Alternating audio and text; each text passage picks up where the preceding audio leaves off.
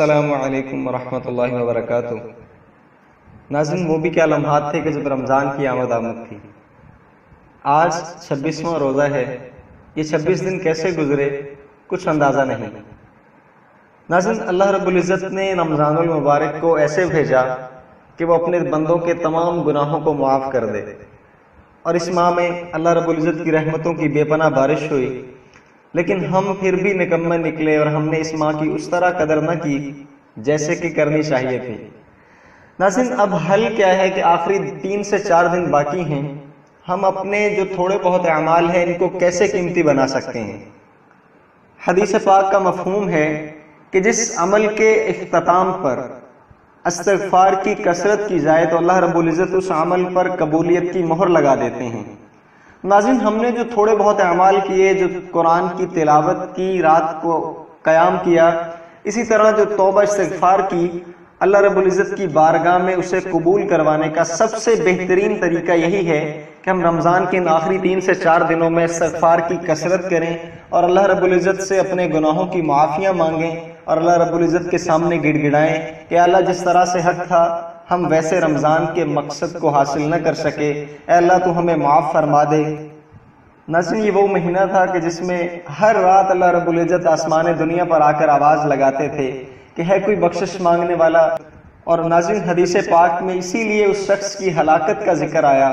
کہ جسے اللہ رب العزت رمضان المبارک کا مہینہ نصیب فرمائے اور وہ اللہ سے توبہ کر کے اعمال کر کے اپنی مغفرت نہ کروا سکے۔ اور اس آخری عشرے میں ایک سب سے اہم بات جو ہے وہ لیلۃ القدر ہے۔ لیلۃ القدر، محبوب کبریا صلی اللہ علیہ وآلہ وسلم نے فرمایا کہ آخری عشرے کی طاق راتوں میں اسے تلاش کرو۔ ناظرین، 3 طاق راتیں تو گزر چکی، آج 27ویں کی شب ہے اور ایک 29ویں کی شب، 2 طاق راتیں باقی ہیں۔ آج کی رات سے منسلک ایک مخصوص بات جو ہے کہ نہ صرف پاکستان میں بلکہ پوری دنیا میں بہت ساری مساجد میں آج کی رات قرآن پاک کو مکمل کیا جائے گا، اور الحمدللہ امت کے اس تسلسل کو اللہ رب العزت نے آج بھی برقرار رکھا ہوا ہے، اور حفاظ اکرام راتوں کو تراویح میں قیام کر کے لوگوں کے سینوں کو ایمان کی دولت سے منور کرتے رہے۔ آج کی رات انشاءاللہ بہت ساری مساجد میں قرآن پاک کا نسخہ مکمل ہوگا، اور ہم کوشش کریں کہ جو باقی 2 راتیں بچی ہیں ان طاق راتوں میں جاگ کر قیام کر کے تلاوت کر کے ذکر و اذکار کر کے استغفار کر کے اللہ رب العزت سے اپنے گناہوں کی معافی مانگیں، اور ہو سکتا ہے کہ انہی 2 راتوں میں سے کوئی رات لیلۃ القدر کی رات ہو، اور اگر ہمیں وہ رات مل جائے، وہ نصیب ہو جائے، تو اللہ رب العزت نے قرآن میں اس کے لیے فیصلہ فرما دیا خیر من 1000 شہر، کہ وہ 1000 مہینوں سے افضل ہے۔ اور ناظرین، سب سے اہم بات جو میں کرنا چاہ رہا تھا وہ یہ ہے کہ جس شام کو عید الفطر کا چاند نظر آ جائے تو وہ رات چاند رات کہلاتی ہے۔ اس رات کو اکثر اوقات یہ دیکھنے میں ملا ہے کہ ہم اس رات کو غفلت میں،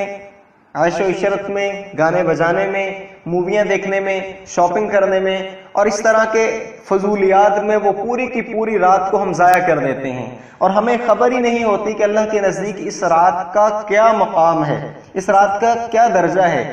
یہ رات وہ رات ہے کہ جس رات میں ہمیں پورے رمضان المبارک کے اعمال کا نتیجہ ملنا ہوتا ہے۔ ناظرین، اسی رات اللہ رب العزت فرشتوں سے پوچھتے ہیں کہ میرے بندوں نے پورا ماہ روزے رکھے اور رات کو قیام کیا، رب العزت کے فرشتے عرض کرتے ہیں کہ اللہ تو ان کو ان کی مزدوری ملنی چاہیے، تو اللہ پاک فرماتے ہیں کہ فرشتوں گواہ ہو جاؤ، میں نے ان کے دن کے روزے اور رات کی تراویح کی برکت سے ان کے تمام گناہوں کو معاف کر دیا۔ تو ناظرین، یہ رات غفلت میں بتانے کی نہیں بلکہ اللہ رب العزت کے سامنے رونے، التجائیں کرنے اور گڑ گڑانے کی رات ہے، تاکہ ہمارے پورے ماہ کے اعمال اللہ رب العزت اس رات توبہ استغفار کی برکت سے قبول فرما لیں اور ہمیں بخشش کا پروانہ مل جائے اور رمضان کا مقصد ہمیں حاصل ہو جائے۔ ناظرین، کوشش کریں کہ چاند رات کو غفلت میں نہ گزاریں بلکہ اس رات خصوصی عبادت کا اہتمام کریں تاکہ ہمارا نتیجہ بہت اچھا آئے۔ اللہ رب العزت سے دعا ہے کہ اللہ پاک ہمیں رمضان کے باقی 3 سے 4 ایام کی صحیح طرح سے قدر کرنے کی توفیق عطا فرمائے۔ آپ سب سے دعاؤں کی اپیل، دعاؤں کی التجا کے دعاؤں میں خصوصی یاد رکھیے گا۔ آئندہ ملیں گے انشاءاللہ ایک نئی ویڈیو کے ساتھ، تب تک کے لیے السلام علیکم ورحمۃ اللہ وبرکاتہ۔